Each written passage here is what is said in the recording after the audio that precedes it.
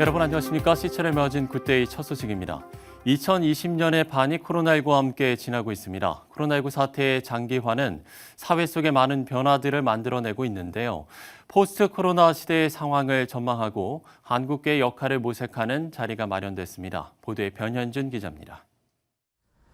시대 변화에 따라 새롭게 부상하는 표준을 뜻하는 뉴노멀. 코로나19 사태는 가정과 일터, 사회, 국가 단위의 변화를 일으키며 뉴노멀의 시대를 불러오고 있습니다. 최근 진행된 제4회 한국교회 생명신학 포럼에서는 포스트 코로나 시대에 맞이하게 될 한국교회의 변화들과 나아가야 할 방향들이 논의됐습니다. 송준인 청량교회 담임 목사는 모여서 예배드리는 것보다 흩어져서 예배드리는 것이 더 중시되는 시대가 다가올 것이라고 말했습니다. 송준인 목사는 코로나19 사태와 같은 일이 반복될 때에는 비상한 방법으로 예배를 드릴 수밖에 없다면서 가정예배와 삶의 예배를 강화시켜 나가야 한다고 강조했습니다. 모여서 예배하고 봉사하고 교제하는 일은 주님이 다시 오실 때까지 계속해서 이어져야 합니다. 그러나 코로나 사태와 같은 일이 반복될 때에는 비상한 방법으로 예배할 수밖에 없습니다.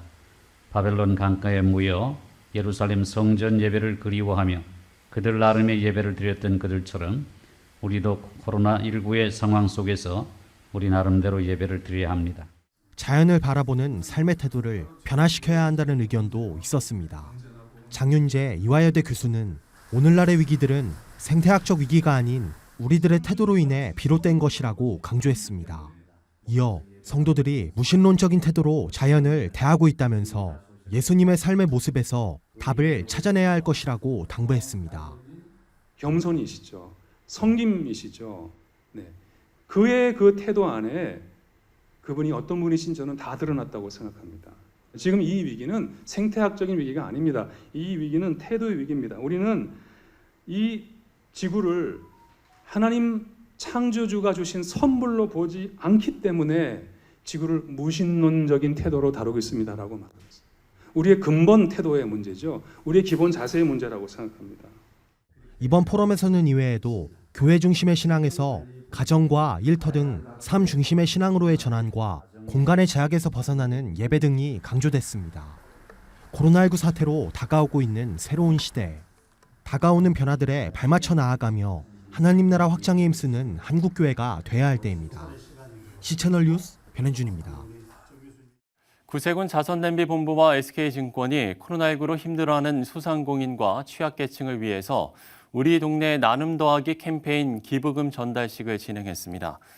이날 SK증권은 정부와 지자체에서 가정과 개인에게 전달한 긴급재난지원금을 임직원들이 자발적으로 모아서 구세군에 전달해 눈길을 끌었습니다.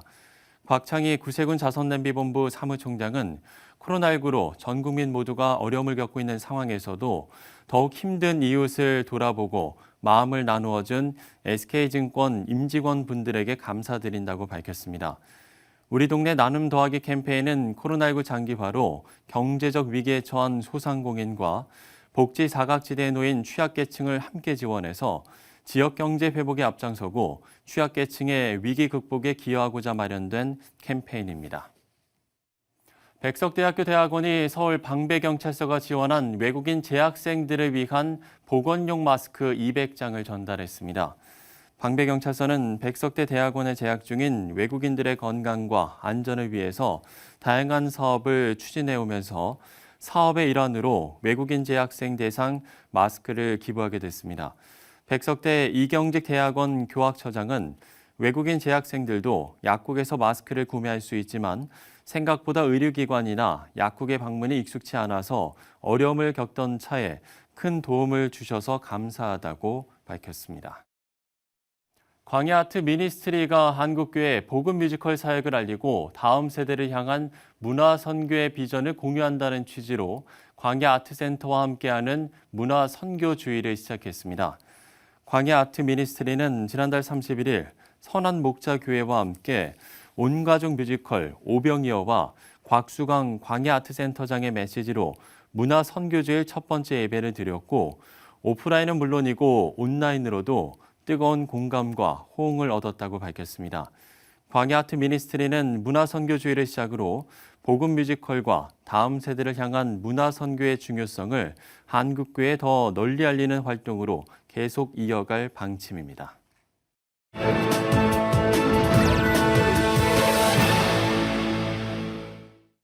네, 코로나19로 발이 묶였던 관광산업도 서서히 기지개를 켜고 있습니다. 그리스 정부가 우리나라를 포함한 28개국의 여행자들의 입국을 허용한다고 밝혔는데요. 하지만 아직은 조심스럽다는 의견이 지배적입니다. 관련 내용을 그리스의 김수길 선교사 연결해서 들어보도록 하겠습니다.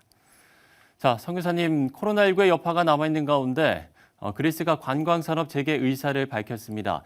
현재 코로나19의 그리스 상황 어떻습니까? 네, 그리스는 이미 국내 여행과 식당 등 대중 이용 시설을 허락하여 많은 사람들이 예전처럼 활동하고 있는 상황입니다. 다만 학교 같은 경우 6월 1일부터 개학을 하였는데 특별히 고3 수험생들은 대학 이슈 때문에 더 빨리 개학을 했습니다. 그리고 많은 사람들이 몰리는 대형 쇼핑몰 등 공공시설들도 5월 29일부터 일제히 문을 열었습니다. 정부의 이 같은 방침에 대부분의 국민들은 환영하는 분위기입니다. 그러나 일부에서는 아직도 확진자가 매일같이 발생하고 있는 것이 비추어서 우려를 표하기도 합니다. 앞서 말씀을 드린 대로 그리스 정부가 해외 유입 여행객 허용을 공식적으로 밝혔는데 언제부터 가능해지는 겁니까? 네, 지난 29일 그리스 관광부는 독일, 오스트리아, 덴마크, 핀란드 등의 유럽연합 국가에서 온 관광객들과 한국을 포함한 총 28개국의 여행자들은 6월 15일부터 그리스를 방문할 수 있다고 발표했습니다. 그리고 추가로 7월 1일까지 서서히 허용 범위를 늘릴 예정이라고 밝혔는데요. 여행객들은 그리스 수도 아테네와 두 번째 도시 데살로니카, 북부 데살로니키에 직항편으로 들어올 수 있습니다. 다만 여행객들에 대해서 무작위로 코로나 검사가 실시될 수 있다고 말했습니다. 그러나 코로나19로 큰 타격을 받은 영국, 프랑스, 이탈리아, 스페인 등의 나라는 입국이 아직 허용되지 않고 있습니다. 그리스는 관광업이 국가 주요 수입원이기 때문에 코로나로 인해 관광객이 감소할까 봐 예의주시하고 있는 상황입니다. 현지 방송에서는 전염병에 관련해 규모에 상관없이 관광지마다 의사가 항상 준비되어 있다고 알리는 실정이고요. 그리스 각 여행사들은 승객을 모집하는 이메일들을 발송 중입니다. 네, 관광도 이렇게 재개되는 분위기인데 그러면 교회 문도 활짝 열리는 겁니까? 어떻습니까? 네, 그리스는 종교의 국가입니다. 그리스는 예배 재개를 6월 7일부터 허용합니다.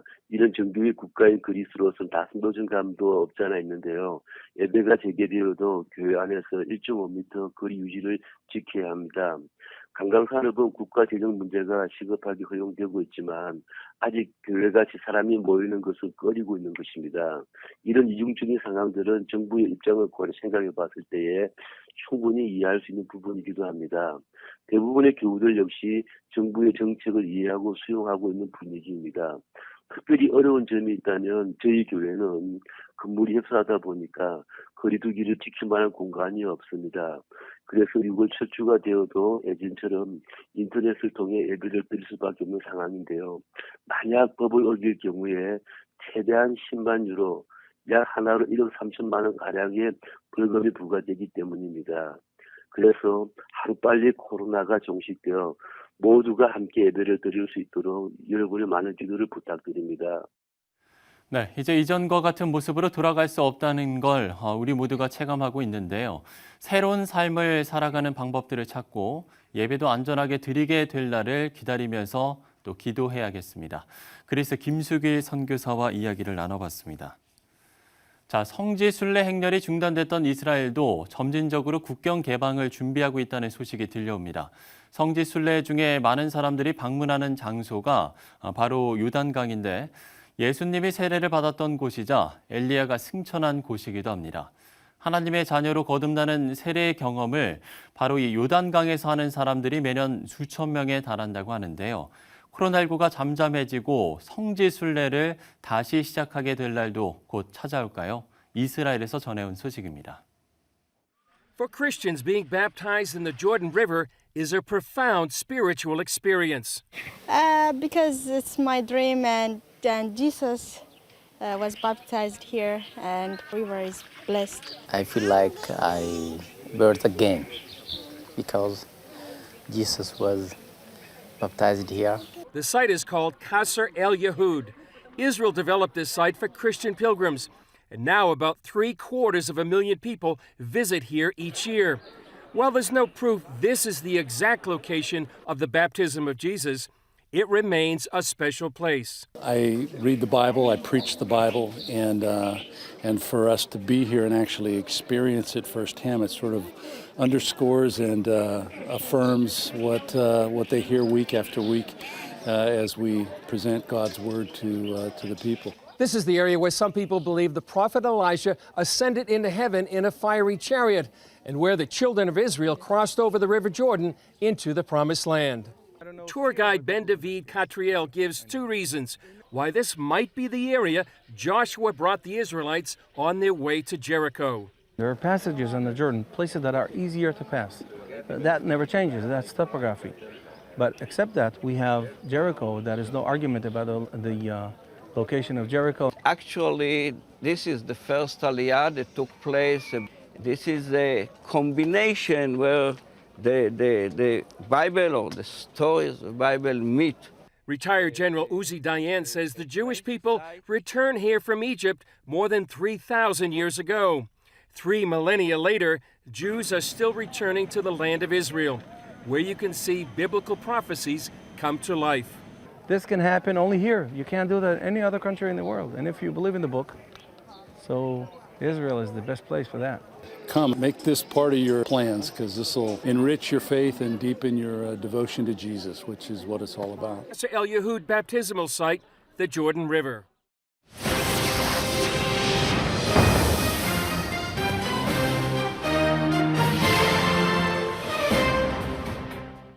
네, 전북기독교총연합회가 새 대표회장에 익산 새소망교회 황철규 목사를 선출했습니다. 새롭게 출발하는 전북기독교총연합회 임원진 중에 2분, 황철규 대표회장, 강복근 상임총무를 스튜디오에 모셨습니다. 2분 안녕하십니까? 예, 안녕하세요. 예. 자, 먼저 새 대표회장에 취임하신 황철규 목사님께 좀 축하의 말씀을 드려야 될 것 같고요. 네, 감사합니다. 본격적인 활동을 이제 시작하신 겁니까? 네, 그렇습니다. 예. 예, 총회를 마치고요. 네. 이제 맨 처음 국회의원 당선자들 올해 다 11분 초청해서 우리가 앞으로 하나님의 말씀에 입각해서 입법 활동 4년 동안 잘 해주기를 당부하고 예. 그 일로 시작을 했습니다. 그래서 지금은 6월 2일부터 이제 그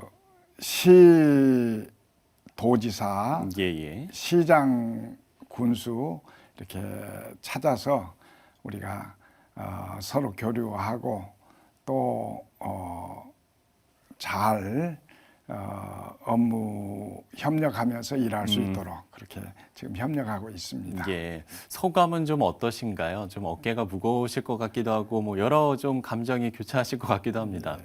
아무래도 많은 교회, 한 4천여 교회 이렇게 되는 교회, 한 55만 되는 성도들 대표 기관으로 중차대한 그런 책임감을 느끼고 좀 잘 감당해야 되겠다는 그런 생각으로 무거운 마음 있지만 열심히 하려고 이렇게 노력하고 있습니다. 예, 다시 한번 축하의 말씀을 드리고요. 감사합니다. 이제 앞서서 4천여 교회를 말씀을 해주셨는데, 그래서 이건 좀 총무님이 답변을 해주시면 좋을 것 같아요. 전북 기독교 총연합회를 함께 하시는 그 교회의 규모라고 해야 될까요? 그 규모가 좀 어느 정도나 됩니까? 예, 전라북도 14개 시군이고요. 네네. 말씀드린 대로 한 4천여 교회 수가 많습니다. 그리고 복음화율도 높아서 성도 수도 한 5만 5천 정도 이렇게 되는 그런 성도이지요. 그래서 55만 성도입니다. 그래서 그 성도들이 정말 지역에서 열심히 복음화를 위해서 노력하고 있습니다. 그 교회와 55만 성도들을 어우러서 같이 이제 전체 기독교 총연합회 조직하고 또 섬겨나가고 있습니다. 예, 주요 사역도 좀 소개를 해주시면 좋을 것 같아요. 매년 6.25 되면 그 민관군이 함께 사단에 모여서 연합 예배를 드렸어요. 그랬는데 이번에는 이제 코로나19로 예배드리기가 좀 어려워서 올해는 성탄절 대축제로 함께 연합 예배를 드리려고 지금 계획하고 있고요. 그다음에 8.15 광복절 연합 예배를 도내 전 교회들이 함께 협력하여 드리고 있습니다. 그래서 올해는 지금 8월 9일 익산 실내체육관에서 계획하고 있고요. 찬양하는 찬양대만 한 3,000명 찬양대가 찬양을 하고 또 성도들이 함께 모여서 매년 아주 성대하게 그리고 뜨겁게 예배 드리고 있습니다. 그렇게 하고 그다음에 14개 시군 전체적으로 어우러서 함께 협력하면서 교회들을 든든하게 세워가는 그런 일에 또 진력을 하고 있습니다. 저희가 이 이야기도 좀 안 해볼 수가 없을 것 같은데 지금 뭐 전 세계적으로 이 코로나19 때문에 많은 어려움을 겪고 있기 때문에 전북 지역의 상황도 좀 안 짚어볼 수가 없을 것 같아요. 좀 어떤가요?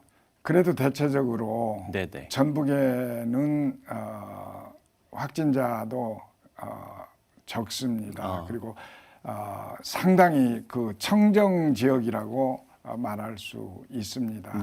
그렇긴 하지만 그래도 모든 교회와 성도들이 다 지켜야 할 그런 수칙을 지키면서 예배를 그동안 이렇게 잘 드려왔습니다. 그래서 대체적으로 전북은 청정 지역이다. 그렇게 말씀드릴 수 있습니다. 그렇군요. 자, 도내 시군 연합회와 교류 협력을 하신다라고 말씀을 해주셨는데 교류 협력에서 그럼 가장 중요하게 여기시는 주안점이라고 할까요? 그동안에는 더 연합회가 중심했지만 이제는 각 시군과 함께 가자. 그래서 이제는 찾아가는 연합회가 되어서 각 시군을 방문해서 특별히 그 시장 군수님과 지역 연합회장 또 임원 그리고 그 지역에 목회하는 목회자님 이렇게 모셔서 같이 그 시군의 문제를 가지고 의논하고 대화하면서 보다 더 복음이 각 지역에 깊이 뿌리내릴 수 있는 그런 기회로 저희가 지금 삼고 있습니다. 특별히 코로나19로 인해서 소상공인들이 각 지역 상권이 어려워서 이번 기회에 각 지역에 있는 상권을 우리가 좀 부활시키고 잘 소생시킬 수 있는 그런 기회도 같이 마련하고 있습니다. 지금 이제 총무님께서 이 코로나19 관련에 대한 이야기도 언급을 해주셨는데 이런 좀 어려움을 겪는 사람들을 위해서 기부 운동을 추진할 예정이라고요. 사실 저희가 이제 그 시작하면서 기부 운동 전격적으로 좀 선제적으로 시작하자 했습니다. 그래서 임원들이 다 좋다고 결의하고 이제 했는데 사실은 지금은 이제 지방자치단체에서도 많이 하고 여러 매스컴을 통해서도 이제 많이 시행하고 있습니다. 그래서 저희가 적극적으로 홍보하고 또 동참하는 그런 일을 계속 지금 하고 있습니다. 그렇군요. 자, 뭐 한국교회가 직면한 좀 어려움에 대한 이야기도 안 해볼 수가 없을 것 같습니다. 전북 내 교회들도 당연히 이제 이런 부분에 대해서는 예외가 아닐 것 같은데 가장 큰 어려움이라고 할까요? 어떤 것들이 좀 있을까요? 아무래도 도시하고 농촌하고 이렇게 격차가 많고 농촌은 극히 어렵습니다. 네. 이제 노인층이 주로 교회에 있고 그다음에 출산율도 적고 그래서 특별히 교육기관들이 농촌에는 존재하지 않는 그런 교회들이 많습니다. 네네. 유치부라든가 또 아동부, 중고등부 우리 청년들이 거의 없는 그런 교회들이 참 많은데 아마 도시에 있는 교회들이 좀 관심을 가지고 이렇게 지원하고 또 같이 해가야 되지 않을까 하는 그런 생각을 합니다. 예, 그렇군요. 자, 마지막 질문인데요. 이건 제가 두 분께 드리겠습니다. 네. 저희가 이제 6월이기 때문에 6.25 전쟁의 아픔을 통해서 또 순교의 역사를 다시 한번 이렇게 생각해 보는 때라고 할 수 있을 것 같은데 우리가 이제 아름다운 신앙의 계승을 위해서 필요한 부분들이 있을 것 같습니다. 네, 한 분씩 좀 말씀을 좀 들어볼게요. 네, 먼저 회장님께서 해주시겠습니까? 사실 그 전북 전남 지역이 순교자가 참 많이 나온 지역이죠. 아마 우리도 이제 그 순교자들의 정신을 이어받아서 우리도 정말 그 확고한 믿음으로 이렇게 믿음을 지켜나가야 되겠다는 그런 생각을 하고요. 또 지역 복음화가 사실 많습니다. 전북이 제일 높은 복음화율을 가지고 있다고 그러거든요. 그래요? 예, 네. 그래서 대개 익산 전주 군산이 한 32%에서 34, 5% 복음화율을 가지고 있는데 그래도 더 복음화에 박차를 가해서 정말 복음화를 더 이루는데 힘써 노력해야 되겠다 하는 그런 생각을 하고 있습니다. 예. 총무님도 한 말씀 해주시겠습니까? 코로나19 이전과 이후에 이 세계의 모든 정치, 사회, 문화, 특별히 이 종교적인 측면에서 변화가 필요할 것 같아요. 예. 엄청난 이 재앙이라고까지 말하는데 앞으로 우리 한국 교회뿐만 아니라 우리 신앙생활에 있어서 엄청난 새로운 그 도전이 아마 되고 있다고 봅니다. 그래서 특별히 언론 매체를 통해서 새로운 변화가 있었지 않겠나. 예를 들면 그동안 온라인 예배라는 것은 별로 상상하지 못했거든요. 그랬죠. 그러나 이번 기회를 통해서 온라인 예배를 통해 영상 예배가 얼마나 필요한가. 이제는 큰 교회뿐만 아니라 대형 교회뿐만 아니라 모든 작은 교회들도 이 영상에 대한 새로운 필요성을 느끼게 되고 앞으로 이 영상 매체를 통한 복음 전파 사업 또 예배 모든 교육 프로그램이 새롭게 변화해야 있다. 특별히 어린아이들이 요즘은 어릴 때부터 방송과 친합니다. 그래서 이 방송을 통해서 어린아이들에게 좋은 신앙의 그런 유익을 줄 수 있는 프로그램들이 많이 개발되어지지 않겠나 이렇게 생각합니다. 예, 아름다운 신앙의 계승을 위해서 어떤 것들이 필요한지 또 두 분의 말씀까지 들어봤습니다. 전북 기독교 청년합회 황철규 대표 회장, 강복근 상임총무 두 분과 이야기를 나눠봤습니다. 오늘 말씀 고맙습니다. 감사합니다.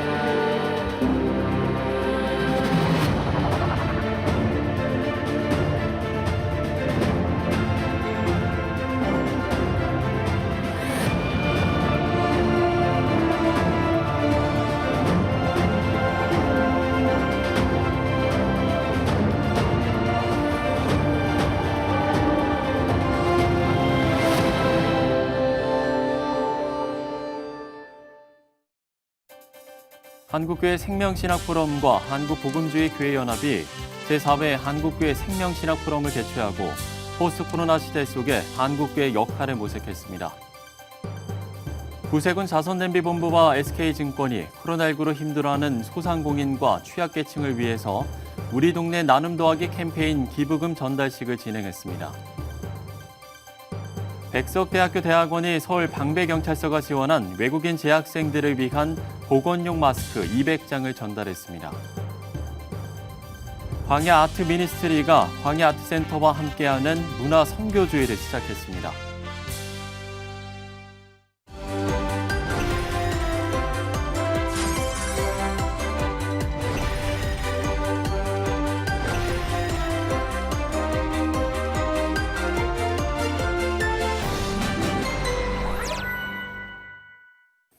부산에서 코로나19 첫 집단 감염이 발생했던 온천교회에서 완치자 20명이 혈장을 기증한다고 밝혔습니다. 중증 치료에 매우 필요하지만 그동안 공여자가 없었는데요. 교회가 또 한 번 선한 일에 앞장서게 됐습니다. 이번 기증이 코로나19 치료 체계에 중요한 의미가 되기를 기대해 보겠습니다. 시채널 매거진 굿데이 오늘 순서는 여기까지입니다. 시청해주신 여러분 고맙습니다.